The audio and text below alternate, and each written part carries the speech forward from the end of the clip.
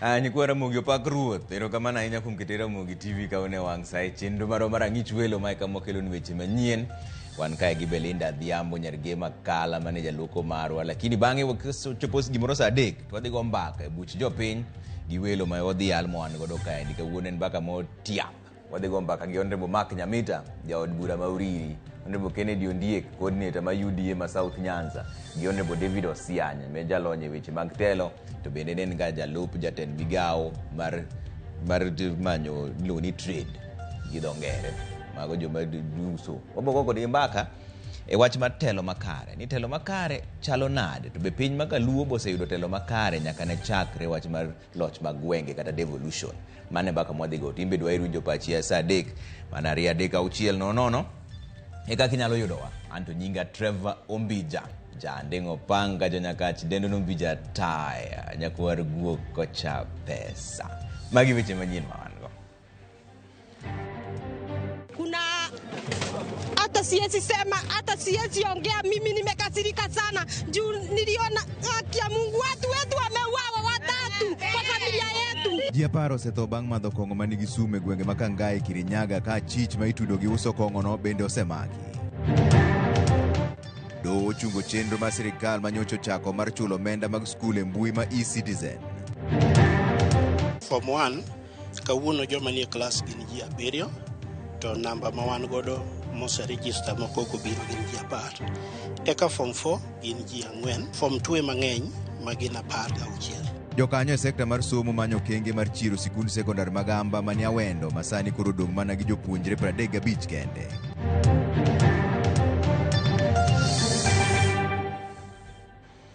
Machiegni kendo wachaka ni weche manyien ni ji 10 osewito ngimagi nyaka sani bang' madho kong'o ma ok opuodhi e gweng' ma Kangai manie kaunti ma Kirinyaga.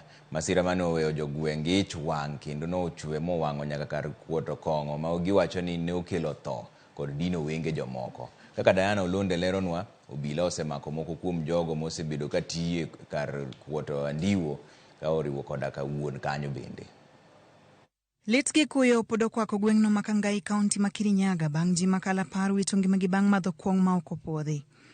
Kalure gi Commissioner Mama Sawa Frederick Shishia, ji 6 nyo wito ngimagi nyoro tich ariyo, kama moko 4 wito ngimagi odiochieng' ma kawuono.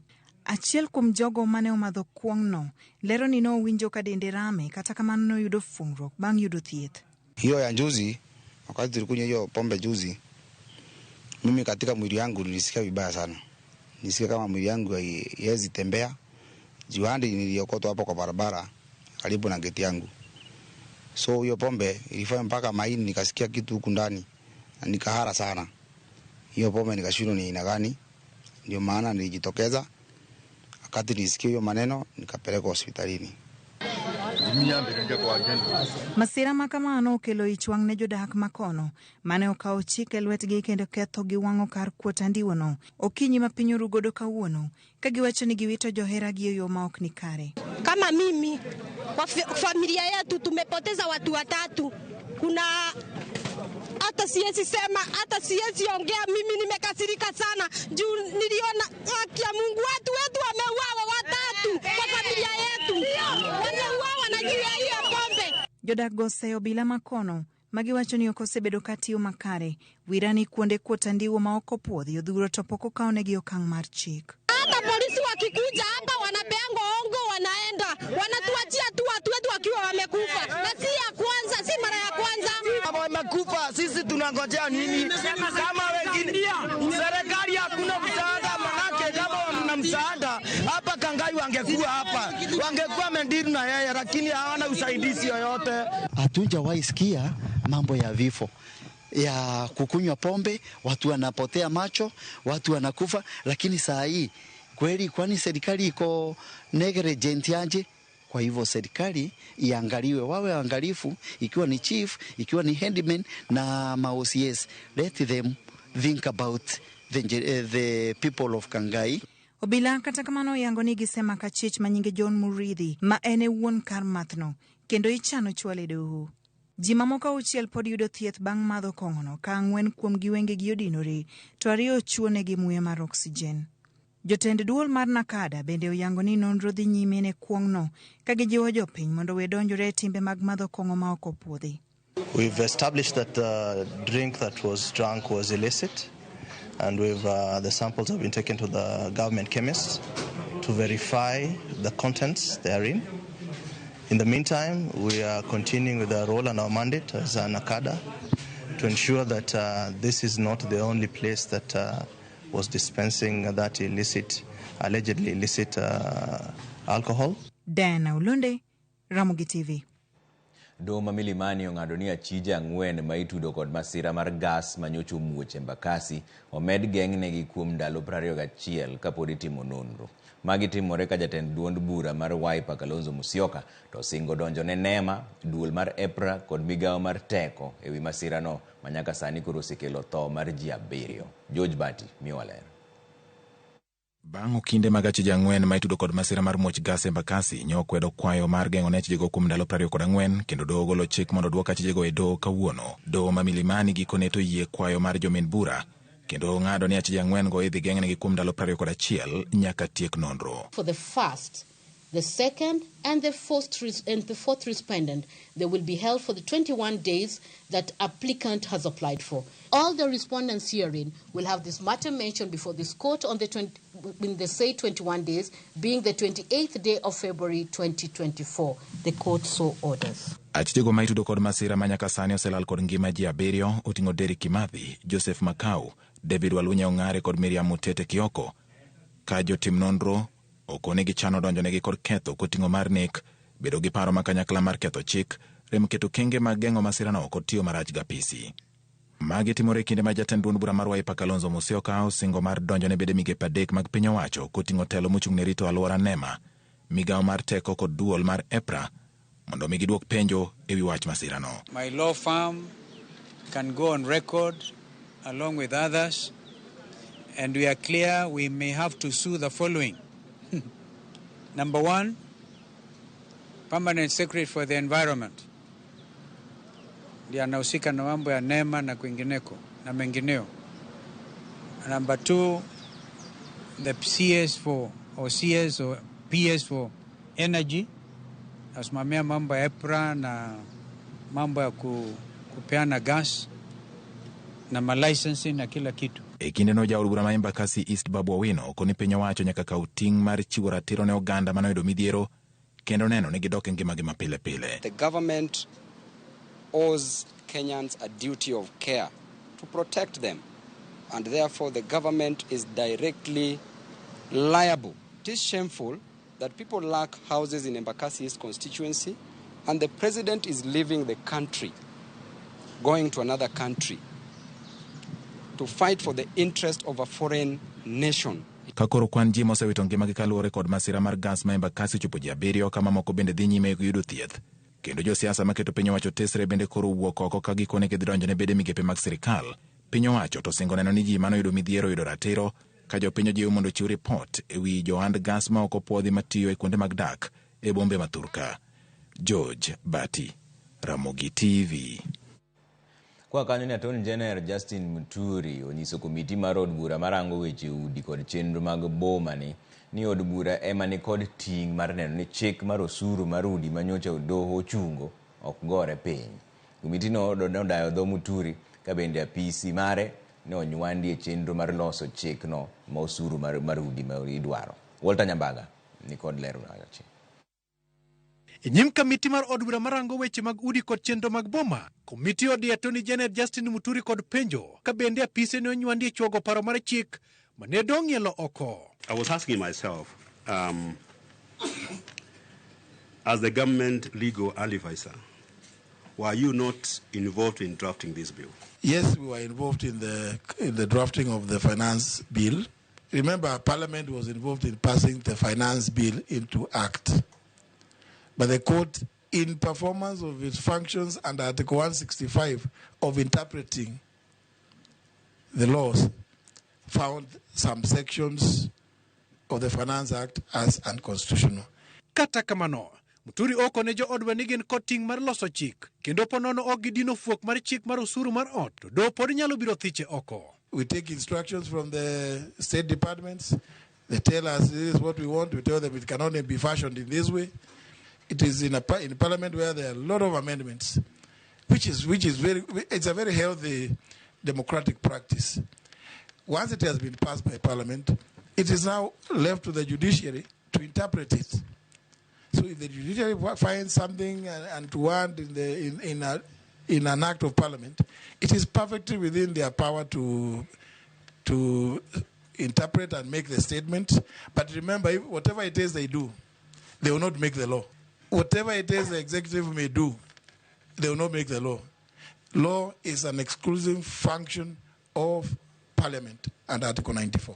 Jod bura goe dwaro ng'eyo okenge mag chike minyal keti mondo chik mar osuru mar ot obed mano maonge kwede ne jogo machamo sara kanyakla kod mago ma ok ondiki. What is the chance that a man or a woman who earns 20,000 and has a family will be able to raise deposit for a house? He will be able to raise stamp duty and everything for him to get a house. What that means is that such a man or woman is being deducted but will never get a house. Is that not a way of discrimination? Members were asking, would it have been more easier to do the NSSF model of collecting these levies, and if that person who has been contributing doesn't need a house in the end, that money be refunded, just like the NSSF model. The issue of the levy being discriminatory, Clause 4, subsection 2 of the bill addresses the concern by imposing the payment of the levy to both salaried and non-salaried persons. Walter Nyambaga, Ramogi TV. Monj mitimo gi kweth jonjore mag Al-Shabab tiyo gi yedhe mamero ji kaachiel gi ywaruok ewi weche mag puothe gin mana moko kuom midhiero ma jotend arita kadhoe nam chumbi. Koni gisebedo ka gikale, mane giwacho ni gisebedo ka gikale kendo gitemo matek mar rakore godo. Jatend chenro mag piny owacho kadho wadh nam chumbi Roda Onyanchwa mane otelo ne romo mane okelo kanyakla jotend arita e counties duto 6 kadho wadh nam chumbi. Koni achiel kuom okenge ma giseketo mar kedo gi midhierno en tiyo kanyakla gi jopiny. Kuna mambo ya vijana ambao huja pamoja na kusumbua wengine, kuna mambo ya madawa, kuna mambo ya usalama wa mizigo, watu wanaposafirisha mizigo yao. Pia tuna mambo yenye inatuhusu sisi na nchi zile tunapakana, na pia maeneo yale ya ndani ambayo tunapakana. Kwa hivyo tumekuja pamoja ili tuweze kuangazia na kuhakikisha kwamba eneo hili la pwani lina amani na lina utulivu. Bad migao mochung' ne chenro mag oganda olando ni jodongo, nyithind kiye kod ji mamoko ma ng'ao mondikore chenro mar Inua Jamii kawuono chako yudo omenda margi mar dwe mar 12 kod dwe mar 1. Jagoro mongirore migaono Joseph Mutari yango ni sirikal osegolo omenda maromo milion 2.1 mar siro chenrono. Kaka jafwambo marwa Chris Owino leronwa, Mutari oyango ni omenda no ibiro chwal kokalo simbe ong'we yamo kende, kendo joma pok ondikore gi chenro mar M-Pesa omi nyaka giko dweni mar timo kamano.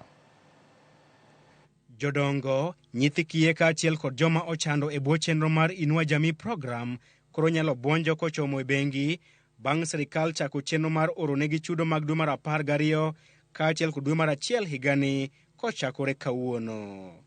Na Inua Jamii yote kwa jumla, ile ya wazee au watoto na hiyo walemavu, kuanzia leo tunawasihi wale wazee waende kwa benki wachukue pesa yao vile uwaga wanachukua, waende kwa M-Pesa kwa agent ya banks, KCB bank agents, pesa yao iko hapo. So waende wazichukue alafu iwasaidie. Jagoro mongirore bad migao mochung' ne ngima dhano Joseph Mutari oyango ni jodongo kod nyithi kiye dhi chako yudo omenda makamago bang' sirikal golo omenda maromo milion 2.1 e giko juma mokalo. The Ministry of Labor and Social Protection, specifically the State Department for Social Protection, which I'm the Principal Secretary for, on Friday, the 2nd of February 2024, released Kenya shillings 2.1 billion for January payment to beneficiaries enrolled in the Inua Jamii program. kaluwore kod chik mane ogol kod jatend piny William Ruto, omenda mar kony e bwo chenro mar Inua Jamii program ibiro mana chwalo e simbe mag ong'we yamo ma ok bengi. Mutari oyango ni joma pok ondikore gi M-Pesa idhi miyo nyaka giko dwe mar adek higani, kaluwore ni onge ng'at mabiro yudo chudo mare kokalo e bengi bang' dwe manyien. Nirudie tena ya kwamba wale ambao hawajaingia katika enrollment, hawaja enroll katika M-Pesa, wahakikisha ya kwamba wame-enroll kufikia leo. La sivyo, any money from next week hatutalipa tena katika banking halls. Lakini hii ni clarify, it does not involve wazee. Wazee, wale all the persons cash transfer is will continue the way it has been continuing. E okenge mar neno ni ji maromo 100,000 mapod ok ondikore gi M-Pesa otimo kamano, sirikal osechopo e winjruok kod kambi mar Safaricom mar miyo gi simbe mag ong'we yamo e nengo mapiny.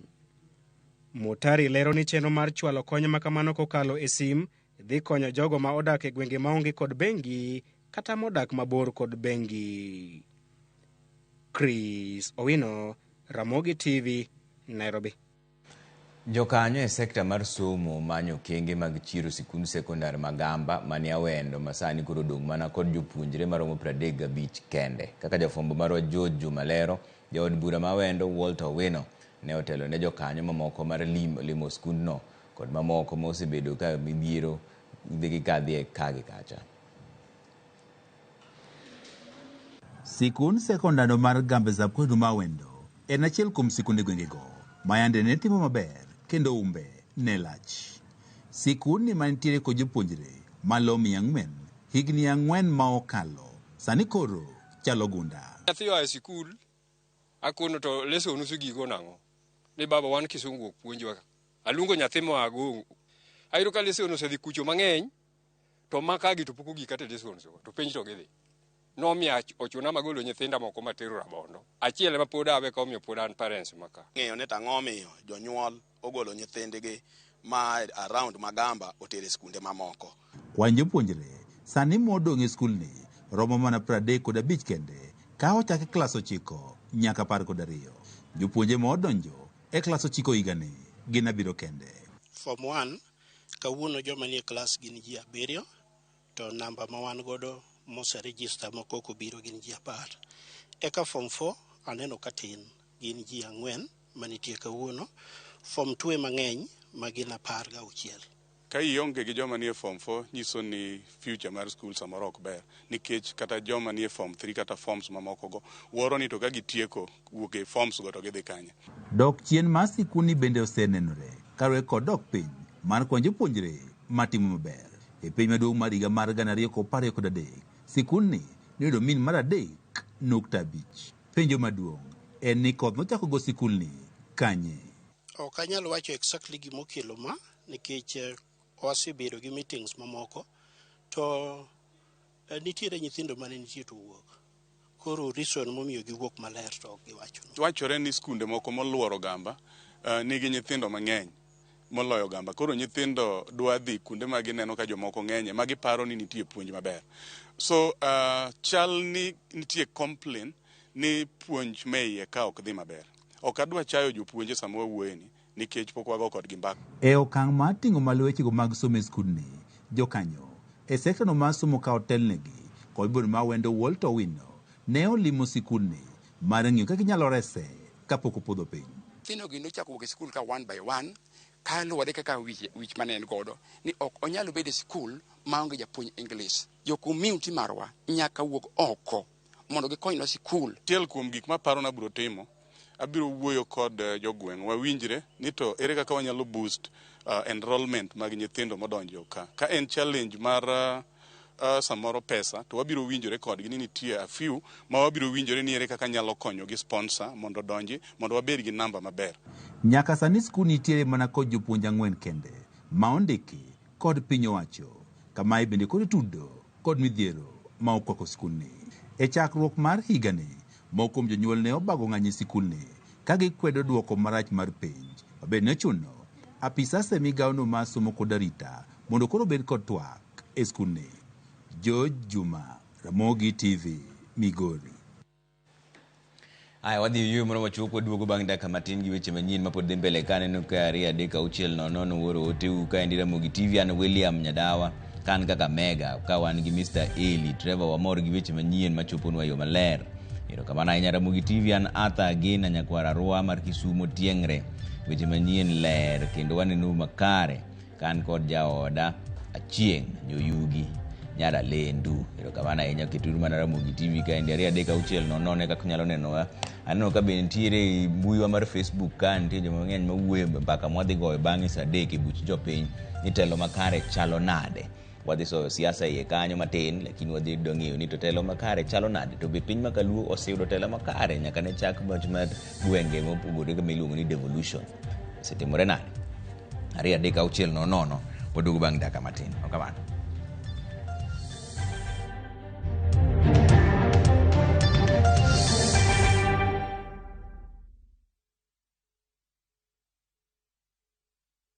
Tinda tikoma na bongo tena kirengaki. Eseki. Asenyenja sobugima bwana eno bwengenjo mono. It's a love story like no other, where jealousy and pretense are obvious between Pragya and Suresh. We bring you Kumkum Bhagya in Kisii. Wow. Watch the drama unfold as Pragya is set to marry another man. Muswati mndu arumu yakombwa nandi mambi nochote bumusani onomu yakombwa nandi mambi ende nochote byamate aninenkia. Watch this beautiful love story of Kumkum Bhagya in Kisii only on Viusasa. Dial *487*1# or visit viusasa.com to renew your subscription. Wanchimbwa maiso ko mio yetamanyaini.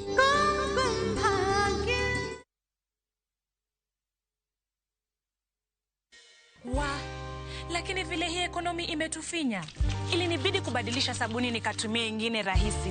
Bala, ilibidi nioshe kila kitu mara 2. Sikuwa na otherwise, nikarudia Ariel. Ariel, usafi bora kwa mwosho mmoja tu.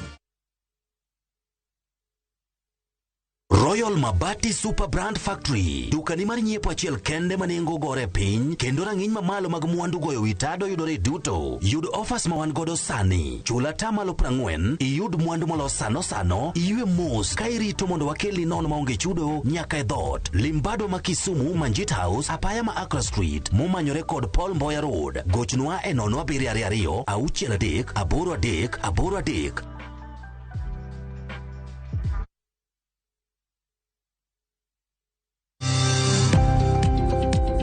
Ohala gi mwandu wakelo ni jolony e weche ohala. It is important mondo wan kaka joluo wabed gi dongruok. Wafwenyo ni adiera matut mag timo ohala. Tijni kidwa time en mana mashin mar luoko to gi kuminya yude pi. Wawuoyo e wi yore makare mag timo ohala. Kisechopo level mabedo brand ono beni gimoro amora mitimo en gima timo ang'o makelo pesa. Wakonyi dongo handi ka wami yore mag kano mwandu. Investment group kawache mana gi nyinge no en choko pesa kasto ikete kamoro kasto golo nyinyo mabiro konyi e kinde mabiro. Omiyo wakwayo ni ji duto ket pesa gi e savings mondo wapuonji kaka gibiro tiyo godo. Riwri kodwa chieng' tich ang'wen saa 1:45 otieno mana e Ramogi TV.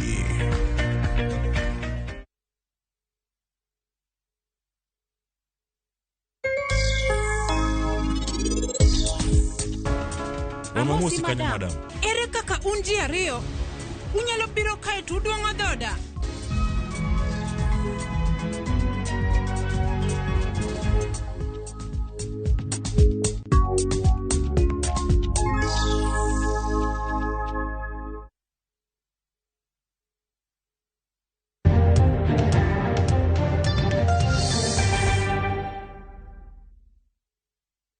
Warwako kendo ni jatend migao mar kit chwech Aisha Juma oyango ni piny owacho chano mar gero kuonde 20 mag rito nyithindo mang'awo moroch ratichgi kod jogo ma osekalo e lwenje mag kit chwech. Magi nowacho e seche mane olimo kaunti ma Kisumo mar yawo moko kuom kuonde rito nyithindo e tesend obila ma Kasagam kod Ahero kaachiel kod gwenge ma Ombei. Juma olero ni lek margi en neno ni kwan nyithindo ma okalo e midhiero mag rochruok mar ratiro margi odok chien, kendo arita bende omigi e yo makare.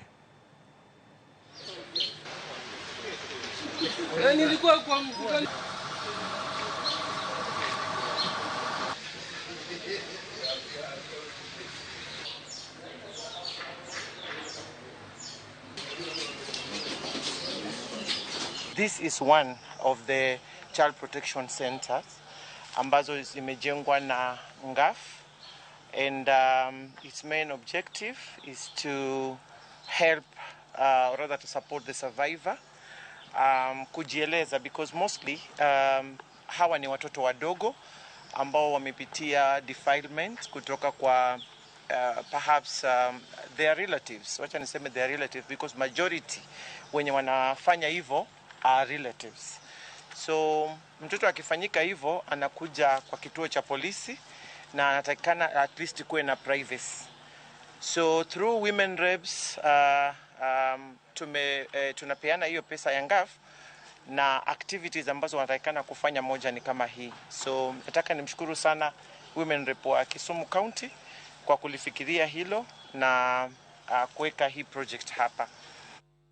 Doma malo ma Milimani ochungo chenro mar chudo mar omenda mar somo kata school fees kokalo e mbui mar piny owacho mar e-citizen nyaka chieng' doho gol ng'eto machielo e wi chenro no.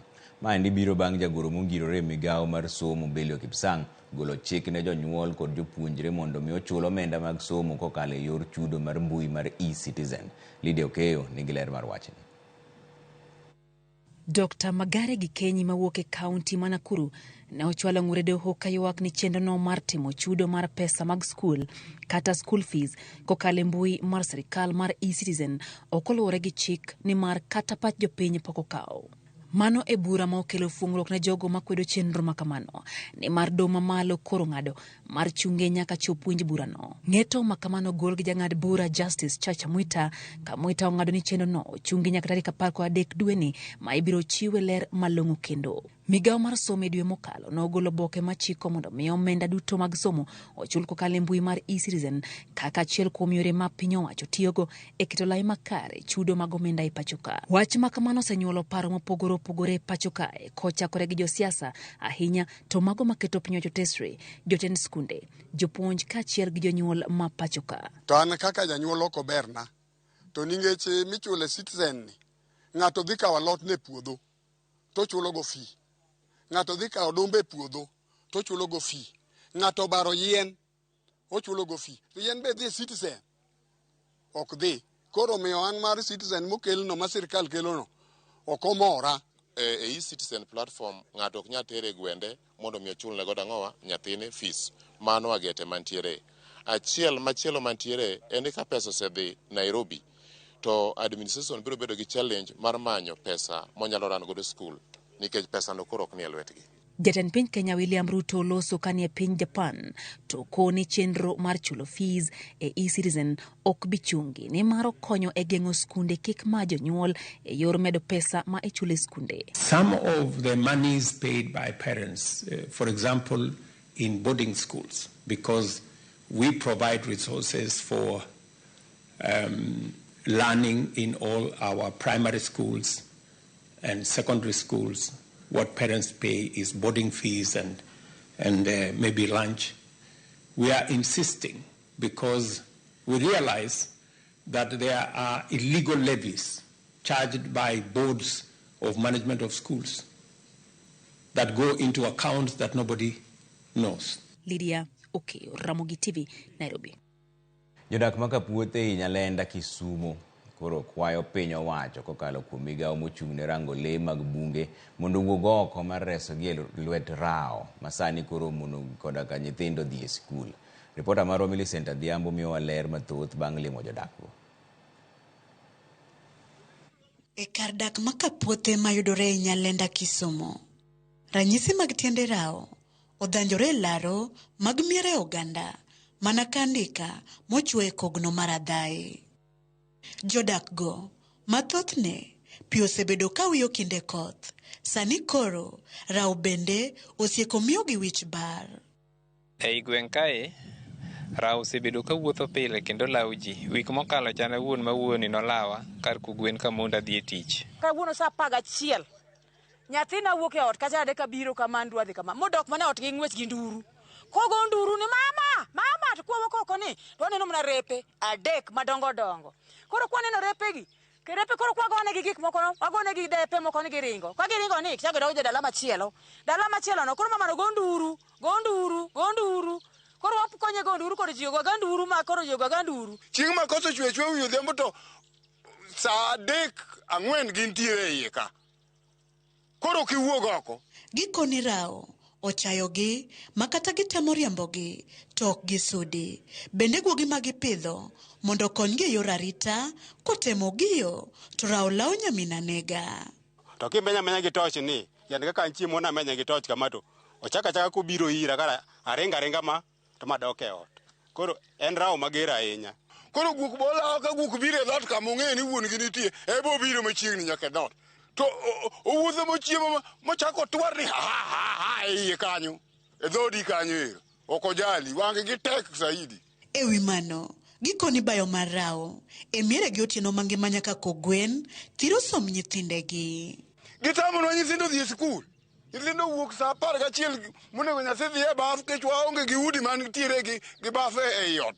Baf ni ok wagero oko gicho. Ka nyathi wuok ni to Rao ema go wang'e kuome. Oduoge ot gi ng'wech magore piny wan be koro wago uwi ago matimi ni Rao dwa nega. Koro ne wabedo gi buok nyithindo ok odhi sikul. Giywak ni gisebedo ka gichwalo lipot ne migao mochung' ne rango le mag bunge to pok gineno lokruok. Wadhi ga ichoche ma oko kucho chonde koro wanyalo konyre nade? Sirkal ne gima unyalo konyowa godo. Wan marach, wan riski, wanyalo to sa asaya. In ka gibiro ok gitie kata nusa. Le en mar jo wildlife mane jomo chung' ne le. Wuonwa uru gi jo wildlife ni gima digitimnwa kaka digiriemnwa gigo. Pi omerowa to repe be omerowa. Koro wadhi kanye. Migao mar wildlife ka giyie gikawi thuolo kata mar ndalo 2 kata 3 giritwa Rao gi giriembonwa gidog nam wadak gi kwe wawe bet gi ngima ma wadak ngima moluor. Midhiero koro ogore ne jodak makapuothe rude ka koro gikwayo sirikal kokalo kuom migao mochung' ne rango le mag bunge mondo chopirgi mapiyo oresgi e lwet repe ma koro osieko monjogi otieno kotieno kendo mayo gi kwe mokalo. Millicent Adhiambo, Ramogi TV, Kapuothe, Kisumu County.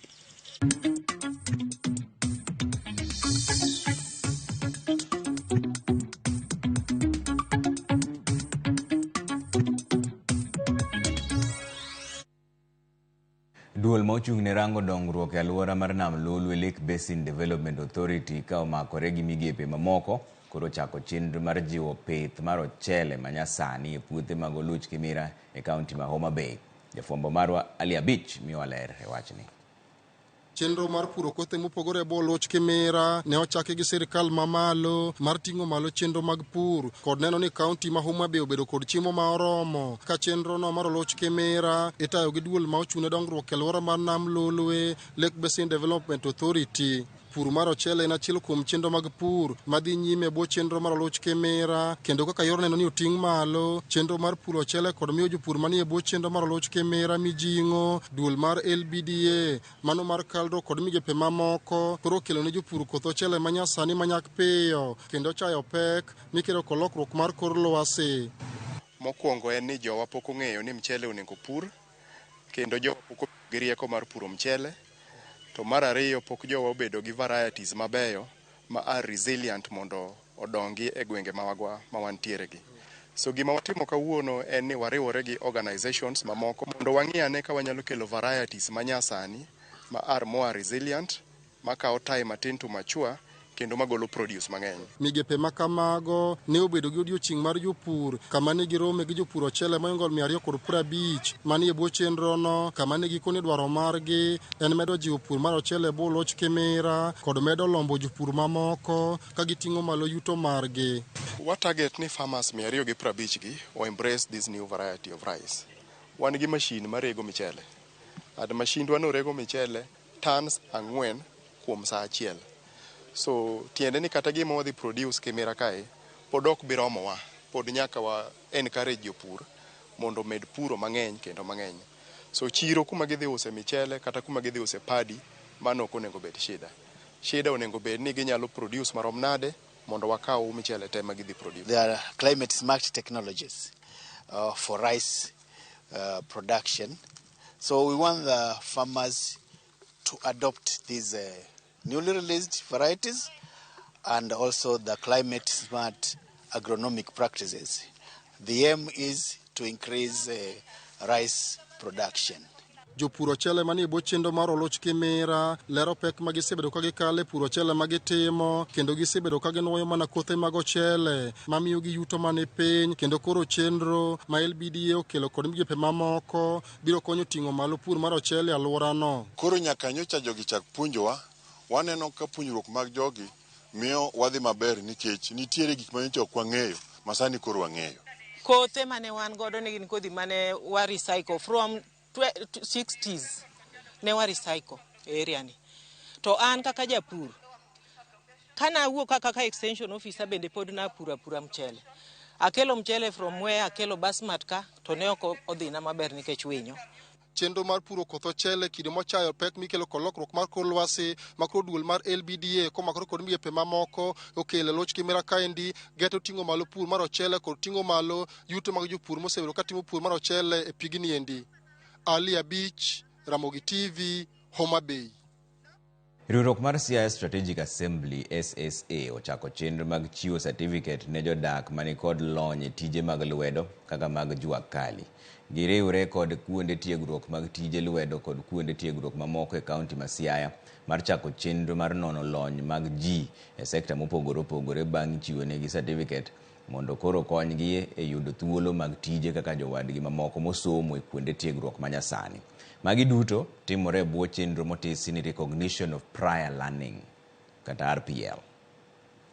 At particular time when the tenders are out, the only thing that can show that this person is qualified to do this particular work is the certificates or the documentation that they have.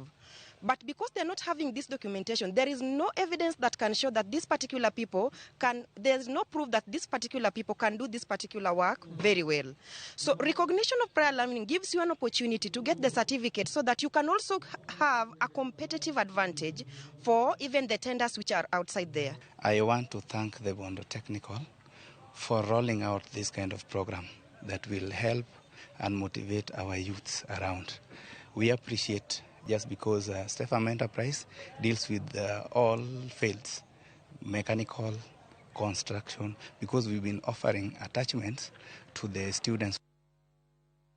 Tend Kenya Maritime ne dhogi omoko bang' komiti mar od bura mochung'ne nono omenda jopiny chopo e nyimgi mar yudo ler e wi omuom maromo siling milion 500 mikoni pok oyangore kaka ne oti godo e gedo mar log tich margi manyien.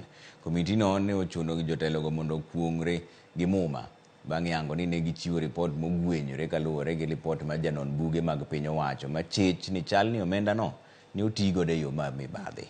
Joja oko nigi ler mar wachni koa Mombasa. Jokanyo no mag kamati mar od bura mochung'ne nono omenda mag jopiny ne ochopo e log tich manyien mar Kenya Maritime Authority Mombasa mar dayo dho jotelogo e wi wach omenda mohewo shillings milion 500 mikoni pok oyangore kaka ne otiyo e gedo mar odno. Kae jata tije e apisno midusa Martin Munga ne okoni gi kore mar duoko penjo mantiere. Mr. Chairman, I'm 6 weeks in this job. And we are going to provide you the information that the honorable members require. Kata kamano, tend Kenya Maritime no yudore e tago maliet kaluwore gi penjo mane owuok e lipod janon buge mag piny owacho. The balance of Kenya shilling 29,316,281 or 72% of the advance payment was therefore not secured. At this moment, our understanding was that we were going to show the building. Tomorrow we'll provide you all the questions that have been raised here so that we can prepare all the necessary, give you all the necessary information. If you have received this in line with our notice, then you have no choice but to cooperate with the committees and give us all the necessary information as directed by the chair.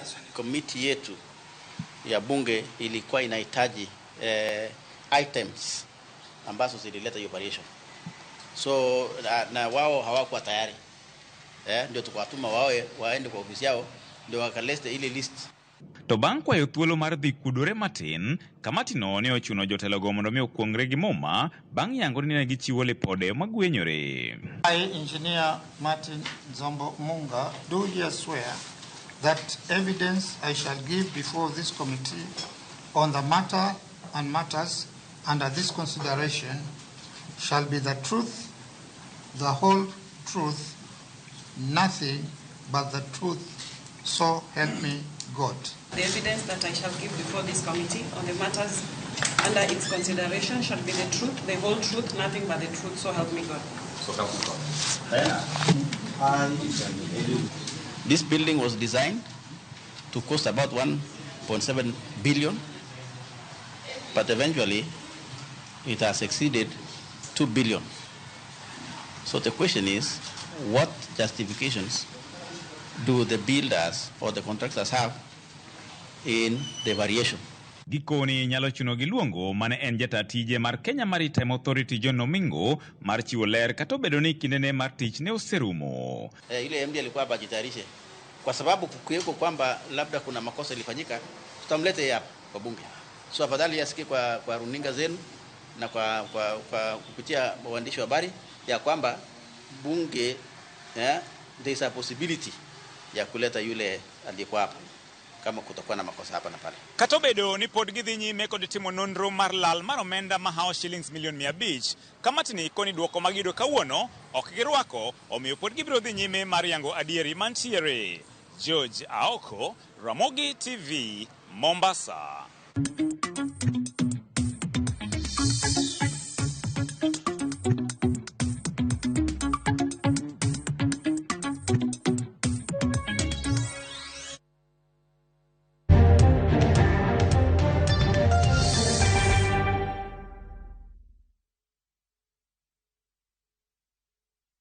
Royal Mabati Super Brand Factory. Dukani mar nyiepo achiel kende manengo gore piny kendo rang'iny mamalo mag mwandu goyo witado yudore duto. Yud offers ma wan godo sani. Chula tamalo 40, iyud mwandu molos sano, iywe mos ka irito mondo wakelni nono maonge chudo nyaka e dhot. Limbado ma Kisumu, Manjit House, apaya ma Accra Street, momanyore kod Paul Mboya Road. Gochnwa e 0722 63 83.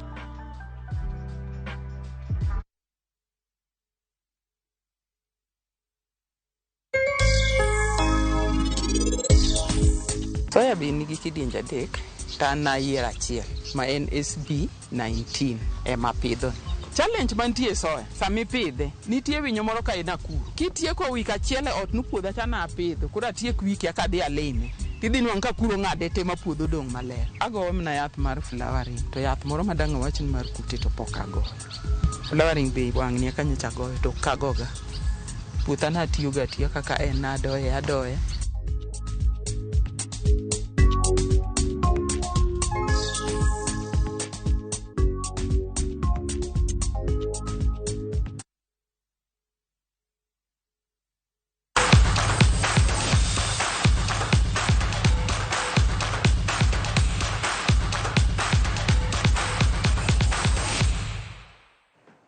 Charles Mariri mawuok matopeni Kayole jaloch mar Shabiki Super Jackpot bonus bang' yudo duoko maber mar tuke 13 kuom 15 kendo miyo loch mar siling 402 gi siling 38. Mich mar siling milion 5.7 to pod ilaro nyaka ne chak tugo ne dwe mar 12 higa mokalo. Jaloch mar omenda no idwano yudo duoko mar tuke duto 15 kuom 15.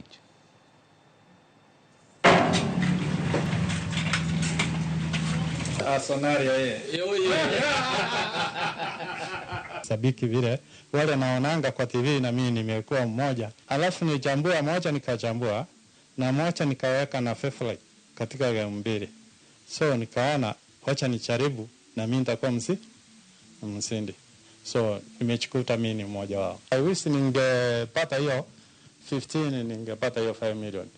By the way, sitakufa leo, nitaendelea kucheza. For this money, it is any booster. I have some my kids ambao mmoja ataenda university, tawalipia, wengine high school. So naona sabiki imeniinua kidogo. Shabiki ni ya kila mtu. It does not matter the team you support. Kama timu yako inakuangusha huko, jaribu hapo kwa shabiki. Hapo usijiangushe wewe mwenyewe. Usipocheza unajiangusha, unaona timu huko wewe una control vile wanacheza, lakini hapo uko na control. Juu unaenda kwa site, unajichambulia game wewe mwenyewe. Unaona? Unaweza amua kujichambulia na bado uweke auto bet just to be safe. Hiyo umepiga goal, unaona? Moja inaweza ikajipa. Na sisi tuko ready, do iko tayari, tunakuletea. Ukianza mwezi kama sasa unaona bwana Charles sasa anaanza mwezi vifiti. Last week tulikuwa Kitengela tukapatiana huko Mlolongo, mtu akamaliza January vizuri.